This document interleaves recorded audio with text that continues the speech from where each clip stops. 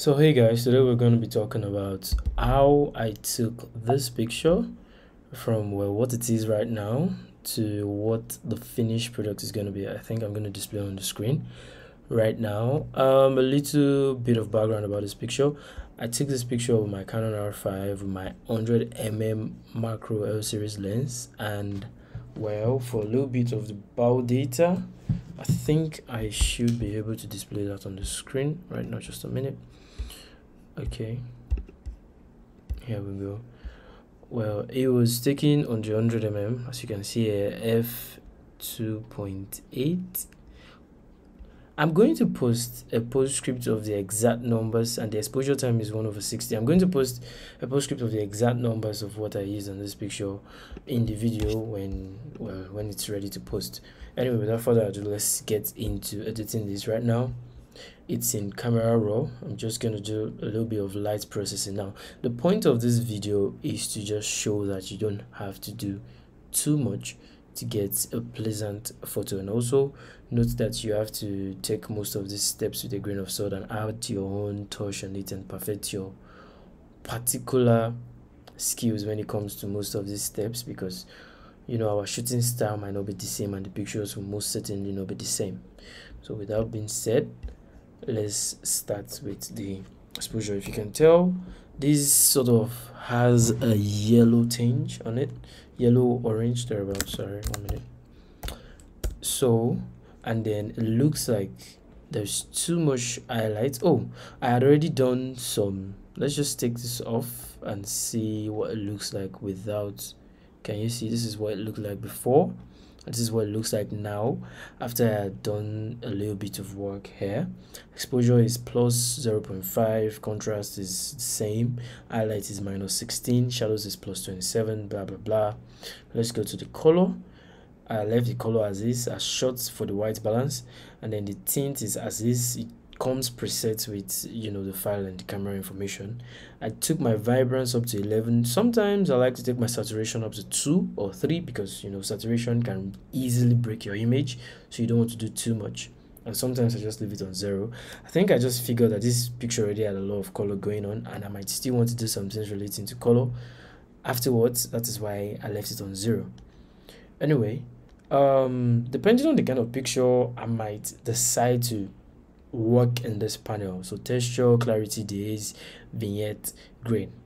If it's a lifestyle or environmental portrait that shows a little bit more, I might want to use my vignette, or if I want to go for some artistic expression, I might want to use the grain. Clarity, I don't use that much. Texture, I don't use that much.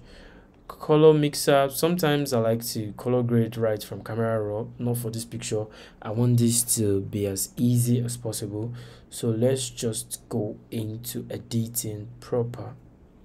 Alright, so now we're in Photoshop proper. One of the things I like to do first is press Command J for Mac users and Control J for Windows users. This gives you a little bit, okay, this duplicates the layer for you. So as you can see, let me take it back, Control Z, Command J gives you a duplicate layer that you can work on, because you don't really want to be working on your background layer. Also, like I was going to say before and I made a mistake, I like to press F on my keyboard. I'm not certain if it's the same thing for Windows, but what this does is gives me a little bit more screen real estate to work with. Alright, so the next thing I like to do is check around, see if there are any flyaways that should concern me or bother me, or anything that I would want to use the spot healing brush to remove, because I've found that in my workflow I like to use spot healing for anything that I need spot healing for early on in the picture. In this picture there's not a lot of distractions that I would want to use the spot healing for, so let's just move into frequency separation as soon as possible. Okay, so for frequency separation, what I like to do is I just zoom in the picture, put it at a nice spot where I can see most of the texture that is available in the picture. And then I have Prince Mason's retouching actions. You don't absolutely need these actions or need to get actions, but they just make life easier for you. Now, if you know how to mix these things and just create the actions from the scratch, you can do that. Me, I didn't want to have to go through the stress of doing all that, so I got the actions and they work wonders for me. So depending on how much work I want to do in a picture, I would either go for complete let's just start with basic frequency separation here. So basic frequency separation, what it does is it blurs out the image as so, and then what you do is you just zoom in from this box here and then reduce the radius here.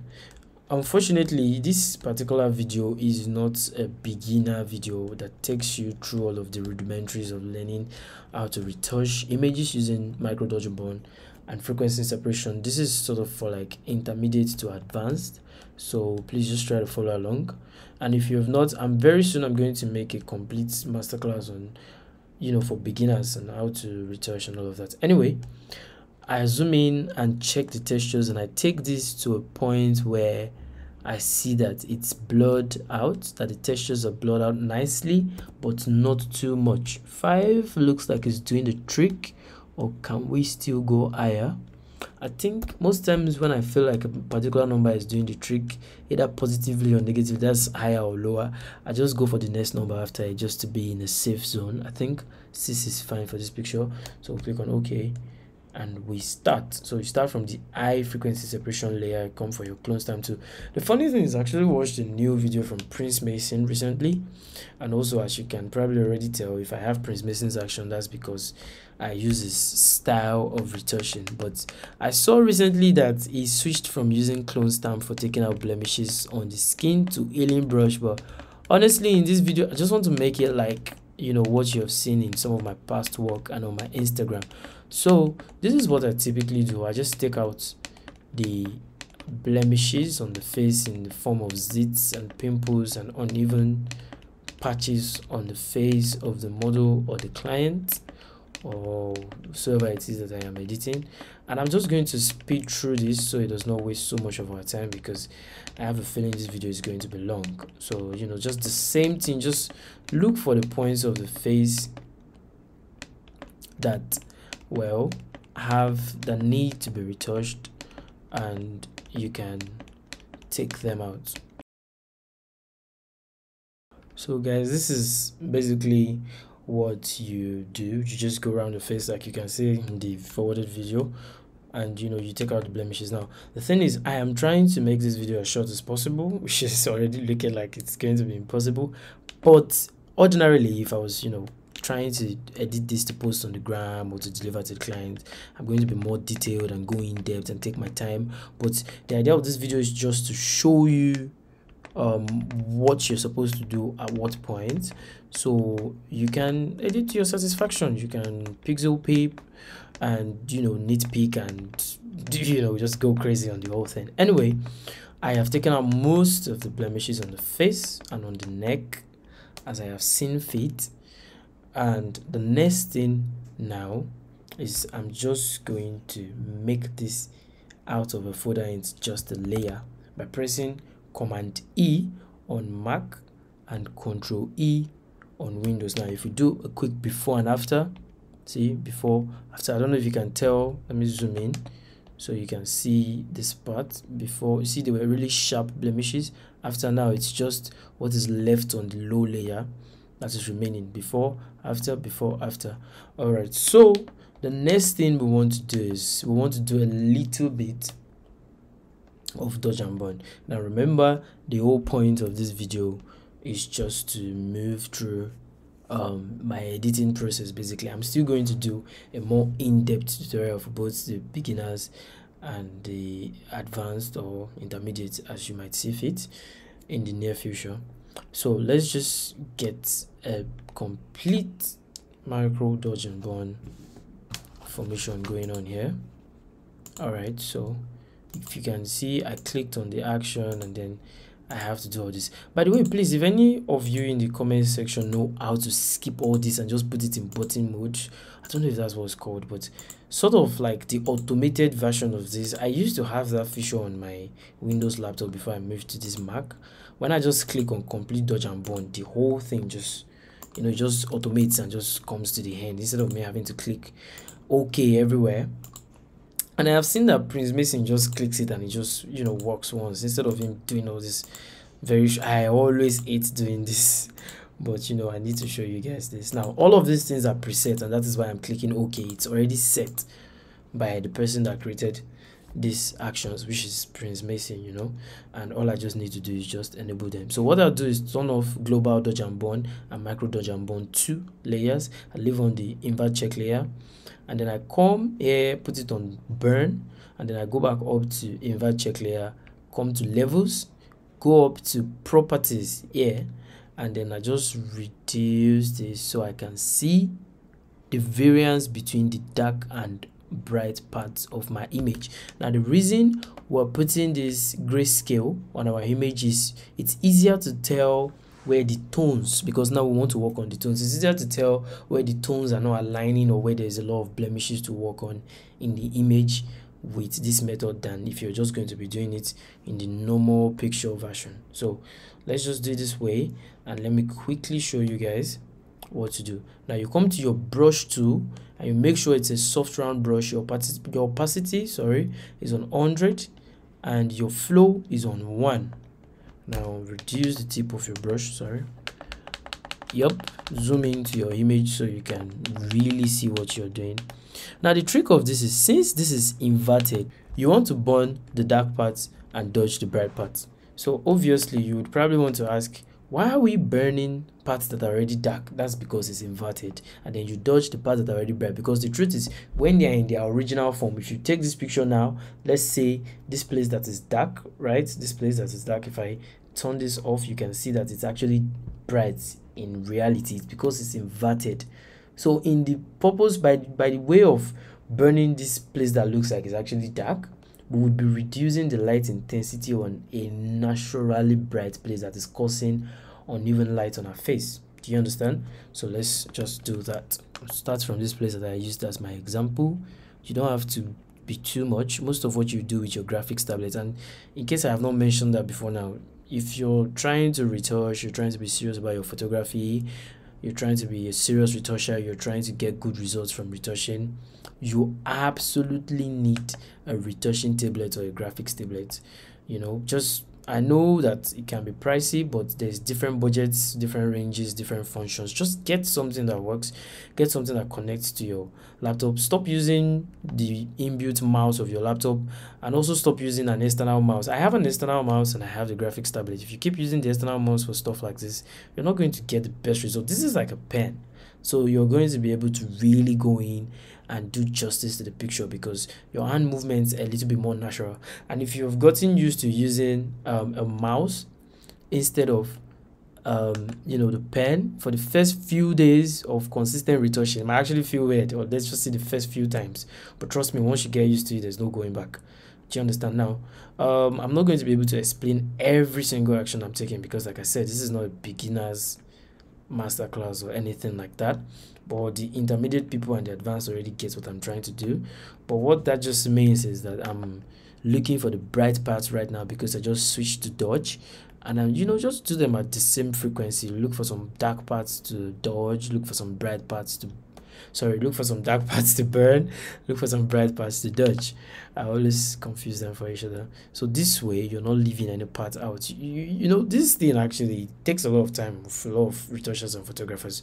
You have to make sure that you know how to stop, you know when to stop, and you only focus on the most important parts, because if you really want to do it, the picture is never ever going to be even, like everything is just going to be rhyming. No. And the point of this is to just reduce the disparity in light between dark and bright areas, because that is really what causes the most ugly contours and shadows on faces.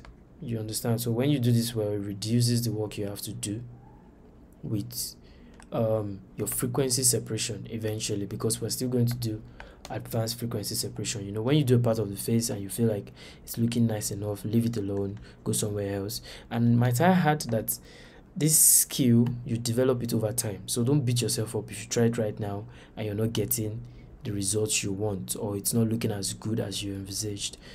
I did not take one day to get to this point.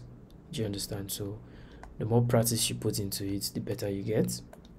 And then in no time, you start retouching like Stanlow Photography, or who else can I use? All these Russian guys that retouch like God. Anyway, I'm very envious of them. They're really good. So I'm just going to speed this up.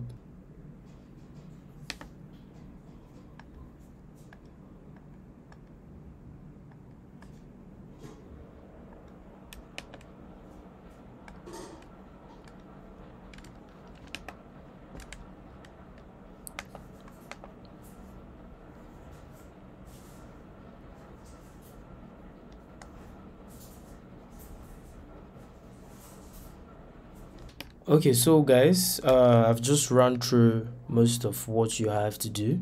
Now, if we take a look at the before and after, you can see there have been some pretty dramatic changes to the face. Now you can tell that the face is a little bit more even. There is not so much jarring marks. Look at this side when I turn it off and on, and then look at the cheeks and then some parts of the forehead. You know, it's easier to work on this picture now that we have done micro dodge and burn.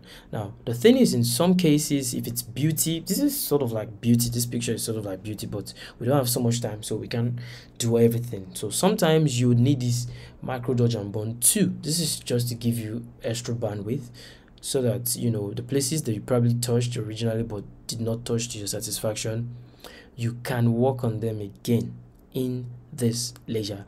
But I'm going to delete this because I'm not trying to be too thorough, and you know, in another video I could go all into depth about that. Now once you're done with your micro dodge and burn, you want to create a stamp visible layer. I feel like I'm using Yoruba intonation to pronounce all these things. You guys should forgive me. My Yoruba name is Mayowa, so you know. Anyway, moving on. Now I've created a stamp visible layer, and this is to allow me to do what I want to do next. What do I want to do next? I'm going to get an advanced frequency separation layer. Now the trick about this, as you all know, is you have to use the same number or a similar number as what you used for your basic frequency separation, and that was 6. So we're using 6 again for the radius of this advanced frequency separation, and all we're doing here is just, you know, continuing the good work that we started with our micro dodge and burn. So we're just going to be blending the skin a little bit further. I don't even know why I picked difficult skin texture for this video, where I'm supposed to just speed through and show you guys this, but you know, we're just going to take the results whichever way they come out. Now you can look at my presets here. This is not the presets that come with Prince Mason's Action or the app. As a matter of fact, this presets I got from, you know, researching a couple people's presets for using the mixer brush. Now that is what I'm using, and also, you know, try and error testing to see what works, and this works fine for me. So the whole point of mixer brush is just like you're painting on a canvas. So you just take your mixer brush and then you just mix in the skin. Simple, right? You probably have a different testimony when you start working with it, but you know, let's just work with this just to show you guys what is possible. Show you that retouching beauty portraits, or any portraits, honestly, it's not that difficult. And you know, every picture is not going to be as detailed as this. As you can tell, I used the 45 megapixel camera to shoot this picture, so obviously there's a lot of it's showing a lot of skin texture showing, and then the lens too showing a lot of skin texture, is showing a lot of imperfections. You have to work on those, and then I used hard light, not soft light, that would have softened up the skin. So this is sort of like one of the most difficult pictures, or some of the most difficult types of pictures to edit, but if I can make this work, you can make any picture work. So believe in yourself, champ. Anyway, let's just keep going with this. Probably going to speed it up too to save you guys time.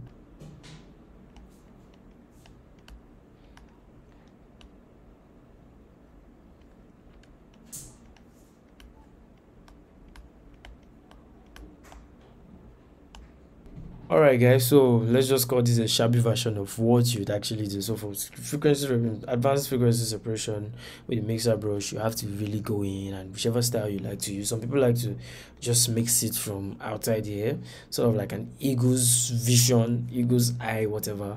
And some people like to really nitpick and just go in almost pixel by pixel. But whichever one works for you, just make sure you blend it properly, and don't make the mistake of pushing the tones too far into each other, because then it's going to spoil the look of your picture.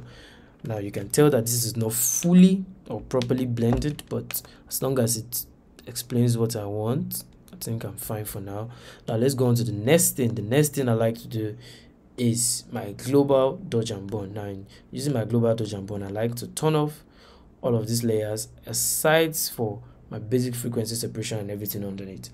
Reason being, because with all of these layers here, I have done some sort of manipulation on some level, and it might actually hinder me from seeing the exact way that the light was showing on the face or the picture before I started touching it up, and then I might be forced to, make my global dodge and burn based off those yardsticks, which would then render the picture inaccurate, or at least my editing.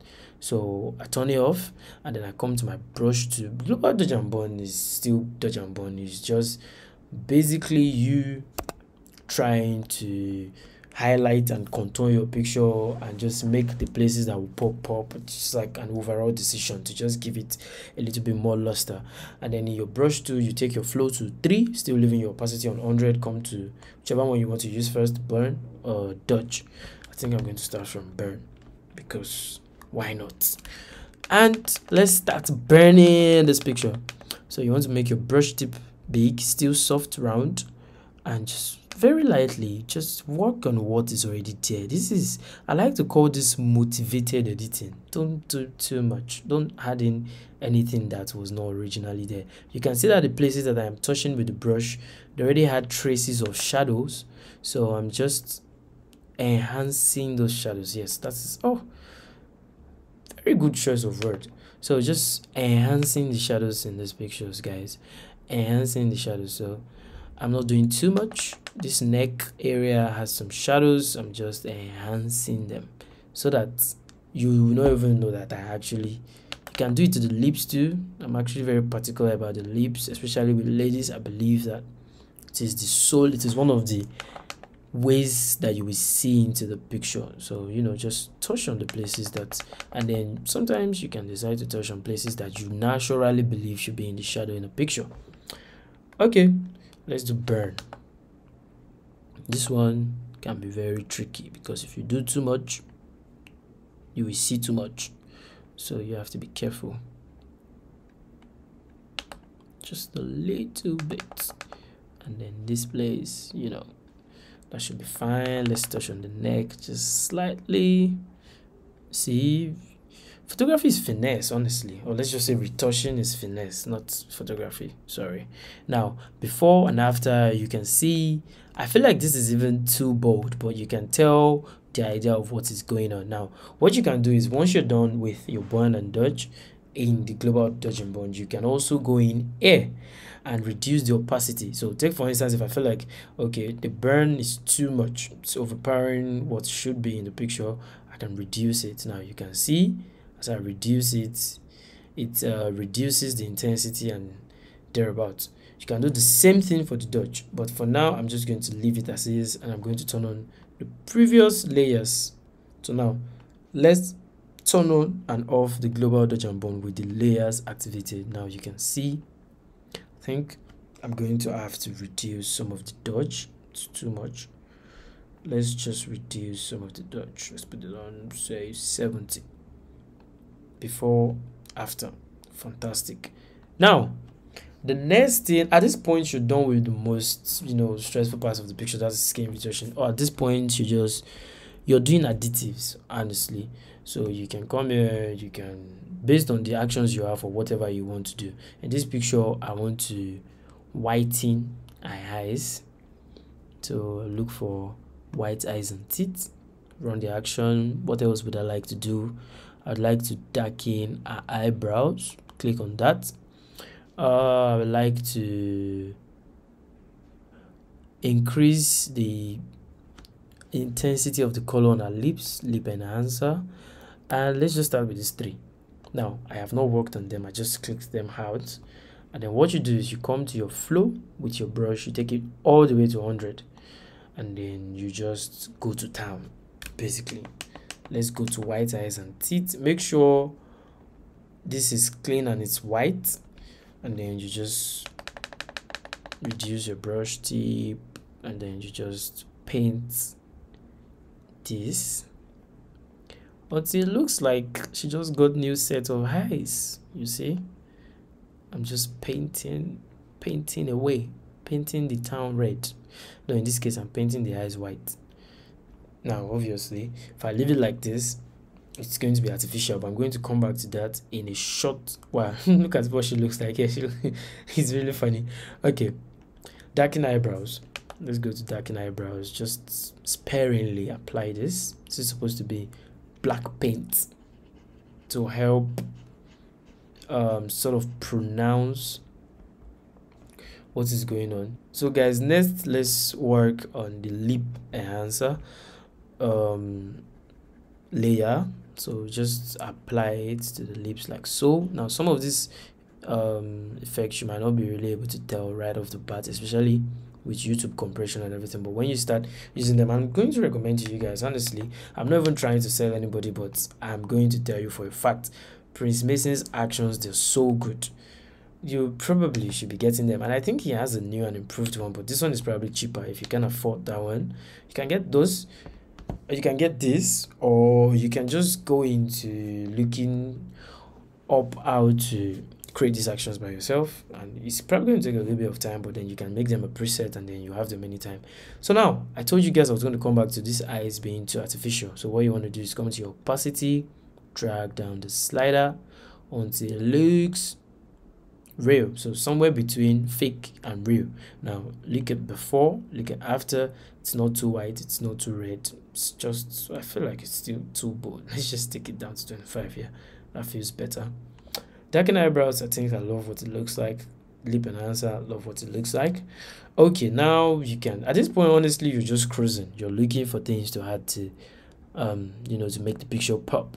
Now what I would mostly do now with this picture, the next thing I would want to do is to probably use my rich tones and light contrast. So I use the both of them together most of the time. Let's try light contrast first. Light contrast. Can you see instantly the picture has a lot more contrast and looks brighter?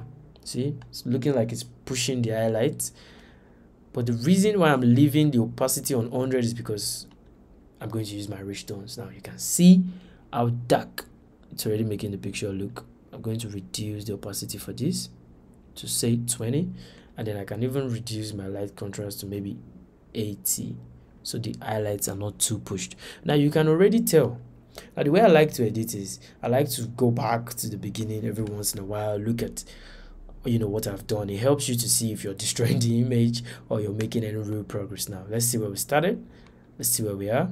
Can you see now when you're doing it step by step, it's looking like you're not doing so much, but by the time you're doing these things right and you're taking your time and then you come back, you see that you've actually accomplished a lot. And guys, don't forget that this is just rough, like we're just running, we're cruising so that we don't waste too much time, and we're here. Okay, after applying rich tones, the next thing I might want to do, you know, most of these things are actually useful. It's just depending on what you want exactly. If, take for instance, if there was too much reds in this image, I can use reduce reds. If I wanted to increase the contrast so much more than what I used, I can use strong contrast. I can sharpen the texture. I can use the skin texture if I feel like there's some places I want to add texture to. Then there's just some one-off actions here too. I can reduce the texture, basically almost anything you would need, right? Now after all of this, I don't think there's any other thing I want to add for now. After all of this, you can choose to go one of two routes like I like to do, or you can use both. So you can come here and go to levels and, well, just mess around with, let me try and remove this so you can see properly. I can mess around with, can you see this is my shadows? It's basically shadows, mid-tone. It's my mid-tones. I can say, oh, I don't like how dark the essence of this picture is. Let me brighten it up a little bit, or let me darken it, right? Let's just, for the sake of this class, let's just brighten it. And then this is my highlights. This one, you know, goes to the highlight of the image. If you want to increase the highlight, you can do that, or you can leave it as so. For this, honestly, I don't want to use this because I have another plan. Let us use the second method, which is getting the color lookup. So applying a lot. And honestly, I cannot emphasize enough, guys, how much you need a lot for your pictures, right? So let's go to downloads. Okay, yes, definitely downloads. Now I currently use Encourage Photography's lot pack. you can look into investing in a LUT pack if you want your pictures to have a little bit more professional touch. Now, in a short while from now, I'm going to be developing my own LUT pack, and I'm going to be posting them for you guys in case you would be interested. So I have always taken a liking to LUT 3. Let's just try with LUT 3. Now you can already tell that I changed the look of my picture from the natural steez to, well, this looks like a bronze look. Let's see. It looks like a bronze look. I don't know if I like this. Let's check something else. Let's check number 1. Okay, number 1 is not that much different. I feel like number 1 is sort of building on what the picture already was looking like. Let's try number 4. Oh, number 4 is too yellow. That can't work. You see, this is really the process of session for LUTs. This is too orange, I guess. You just have to keep trying until you find the perfect fit. So the more LUTs you have, sometimes the more bandwidth, the more range. This one looks like it's desaturating the picture to a reasonable extent. I don't think I like this look. Some people might dig it. Kind of has some sort of Fujifilm vibe going for it. Nah, this is just this is wacko. Let's try number 8. Obviously, you can tell. Okay, let's just, before I say that, let's just see. See, this is just a little bit more subtle than the other ones we've tried. Now you can tell that there is a lot of LUTs. Yeah, it goes up to number 26. If you want, you can try everything to find out which one works best for you. I think I'm going to stick with number 3. And I want to explain something. You can also reduce the opacity if you feel like it is too strong. See, this was the original thing when I turn off the layer, and this is it halfway. This is 43%. Let's take it to 50. Okay, 49 is fine. And you can instantly tell that it has a little bit of the original tone and the tones from the color lookup. That's the LUT. So any layer you're doing, anything you're doing, just know that you can mess with, the strength level as it applies to your image or what you're doing. So guys, this is basically a quick rundown of what I would normally do, and let's just go through this one by one so that we remind ourselves. So we had a background layer. I duplicated that, and I checked to see if there were any things that I needed to use my spot healing brush for. There was nothing, so we moved on to create a basic frequency separation layer that was actually a folder. It had eye layer and the low layer, and I worked on the eye layer to use the clone stamp to remove most of the blemishes from the face. And then after that, I stamped it, and then I came and created micro dodge and burn layer where I worked on the tones, the light parts and the dark parts of the image. And then I I used the stamp visible layer. I used the stamp visible button to actually stamp it into layer 2 here, and then I went on to create advanced frequency separation layer. I used the same radius as my basic frequency separation, and here I just built on what I was doing with my micro dodge and burn. I blended it. Obviously you can see that this is not perfect. There is still a lot of room for improvement, but this was just to show you what can be achieved. And then I went on to global dodge and burn just to really pinpoint the highlights and the shadows. These are the shadows in the image, and these are the highlights. Short, if I do this really well, you can see sort of like a V, and it's almost like a clamshell lighting. That's a topic for another day. And then I like to call this other things that I added additives. So basically most of these parts, the white eyes, the darkened eyebrows, the lip enhancer, the light contrast to the entire image, the rich tones that I added to give it sort of like this baked effect, and then the color lookup. So pretty much when you run through all this, you would have had a pretty standard image, and most clients would be very appreciative. You can see how much change we have effected to this picture. Anyway guys, this video is already super long. I'm very sure if you boil rice at the beginning of this video, rice should be done by now. And this is where I call it an end on this video. Like I said in the middle of the video, I'm very soon going to release a masterclass for beginners on how to retouch, both for regular environmental portraits that don't have the face up close or have a lot of skin texture or a lot of skin for that matter. And I'm also going to release a video that talks about the intermediate level of retouching and how you can take absolute use of frequency separation and micro dodge and burn. I'm also you guys let me know if you would like to learn either, or each individually of either micro dodge and burn, or just dodge and burn generally, or frequency separation for editing a picture, because yes, you can also use just frequency separation to edit a picture and get spectacular results. Now I use either of these whenever I'm pressed for time. Maybe I have a lot of pictures to deliver within such a short time, then I can do that, but you have to also be careful to do it at very high level and standard so you don't compromise on picture quality. Anyway guys, it's been fun showing you guys my retouching process. That's been it from me for this video. Take care of yourself. Happy retouching, happy shooting, happy editing. Till the next one. Peace out guys.